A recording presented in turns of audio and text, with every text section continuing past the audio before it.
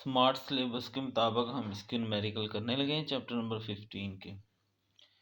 15.1 numerical है। कहता है एक स्टेप डाउन ट्रांसफार्मर है जो 240 वोल्टेज को 12 वोल्टेज में तब्दील कर देता है। जो पहले दिया होता है ना वो प्राइमरी होता है वोल्टेज, ठीक है, तो उसको वीपी कह देंगे और जो दूसरा उसको वीएस कह देंगे। ओके, अगर इसकी प्राइमरी कॉइल में चक्रों की तादाद, the number of turns in primary is 2000 यानी NP, number of primary coils आ गई। तो सेकेंडरी कॉइल में चक्रों की तादाद फाइंड करनी है, ठीक है जी। Number of turns in secondary. Step down transformer converts 240 voltage to 12 voltage, और if the number of turns in primary is 2000 find the number of turns in, ठीक है जी। प्राइमरी सेकेंडरी वोल्टेज दिया गया है, number of turns in primary दिए गए हैं, तो सेकेंडरी में चक्रों की तादाद हमने क्या करनी है, फाइंड करनी है। ओके जी, जो डाटा दिया गया इसको हम लिख लेते हैं पहले।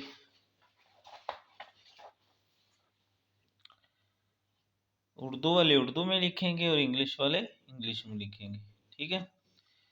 प्राइमरी वोल्टेज वीपी आ गया 240, secondary voltage VS 12 voltage, primary coil के चक्कर, turns in primary coil NP 2000, number of turns in secondary find करनी, ठीक है जी।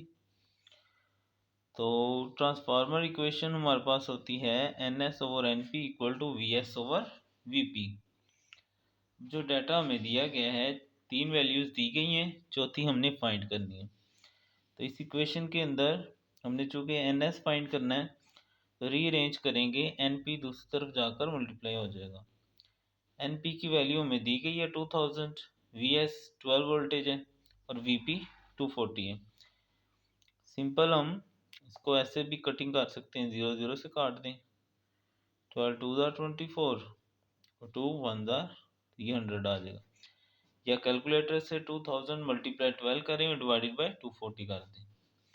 तो ये एक सिंपल सा क्वेश्चन था, न्यूमेरिकल नंबर 12.15 15.1, ठीक है। इसमें मेरे प्राइमरी वोल्टेज दिया गया था जिसको हमने वीपी से रिप्रेजेंट किया और वो कन्वर्ट कर देता है, उसको हम सेकेंडरी वोल्टेज कहेंगे। उसके लिए नोटेशन वीएस यूज़ करते हैं।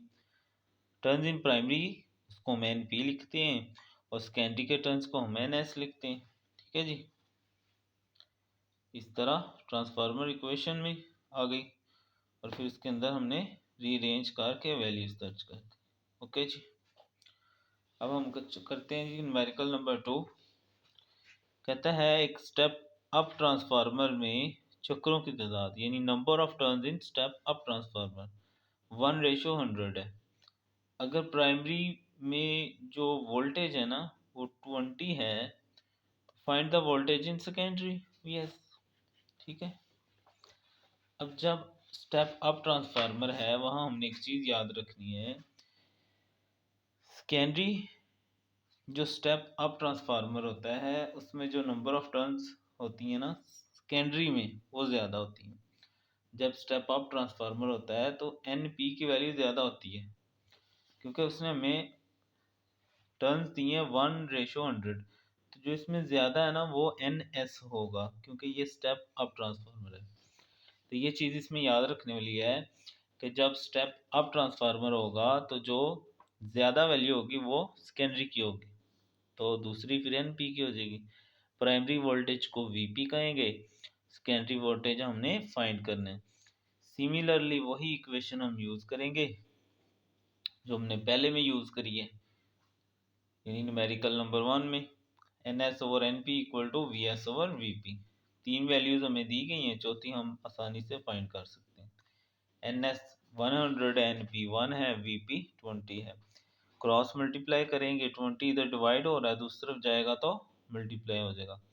इस तरह सिंपली 2000 हमारे पास आंसर आ गया।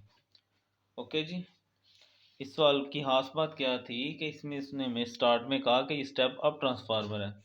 जब स्टेप अप ट्रांसफार्मर होता है तो उसमें सेकेंडरी कॉइल के जो टर्न्स होते हैं ना वो ज़्यादा होते हैं और प्राइमरी के, यानी जो ज़्यादा वाली वैल्यू होगी वो NS होगी और जो कम वाली होगी वो NP हो जाएगी। बाकी सिंपली हमने कॉल कर ली।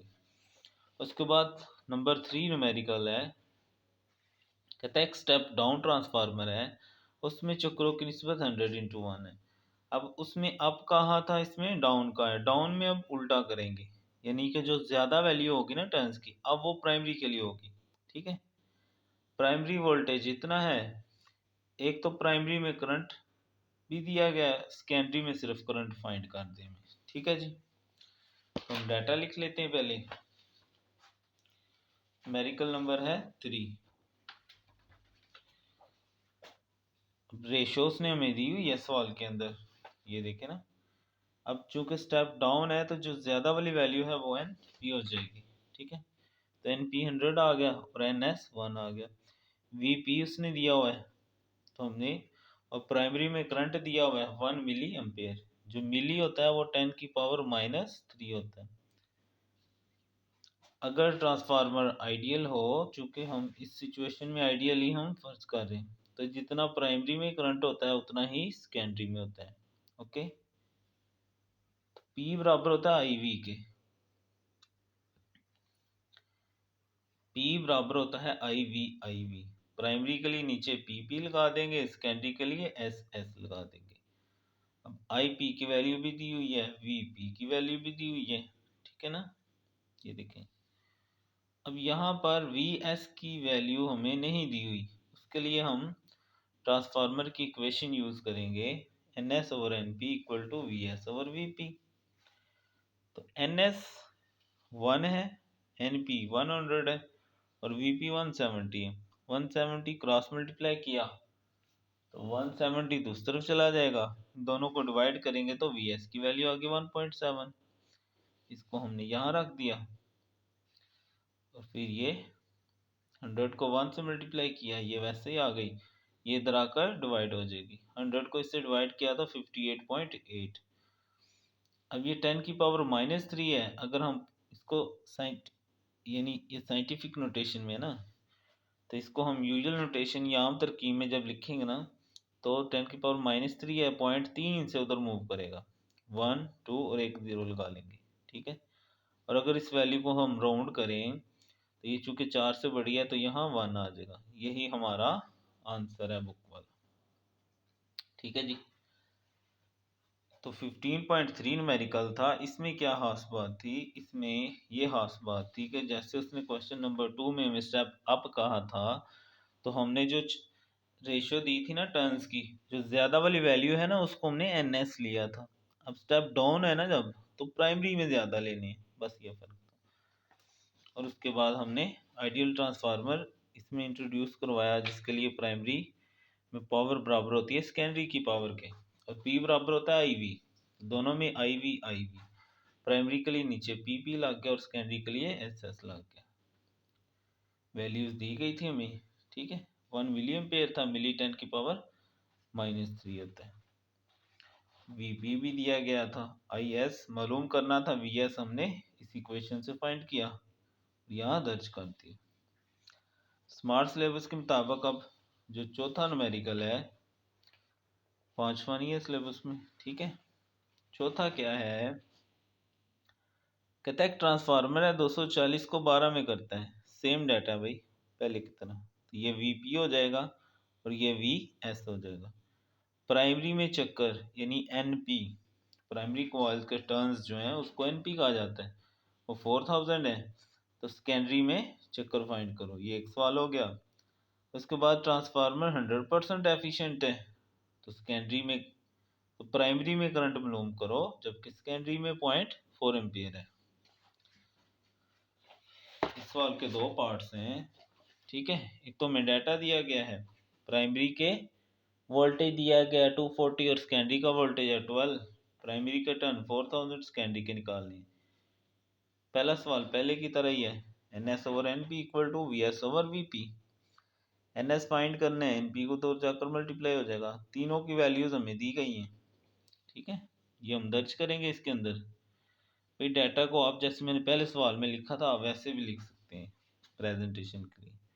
वैल्यूज रखी, 4000 को मल्टीप्लाई 12 करें कैलकुलेटर से, 240 से डिवाइड करें तो 200 आ जाएगा। उसके बाद हमने प्राइमरी में करंट फाइंड करना है, आइडियल ट्रांसफार्मर के लिए IS VS बराबर IP VP होता है। ये कहाँ से आया, ये मैंने जैसे यहाँ बताया था, ठीक है। आइडियल ट्रांसफार्मर के लिए पावर प्राइमरी की बराबर होती है पावर सेकेंडरी की, P बराबर होता है IV। प्राइमरी के लिए नीचे PP और सेकेंडरी के लिए SS। यही रिलेशन यहाँ लिखा गया।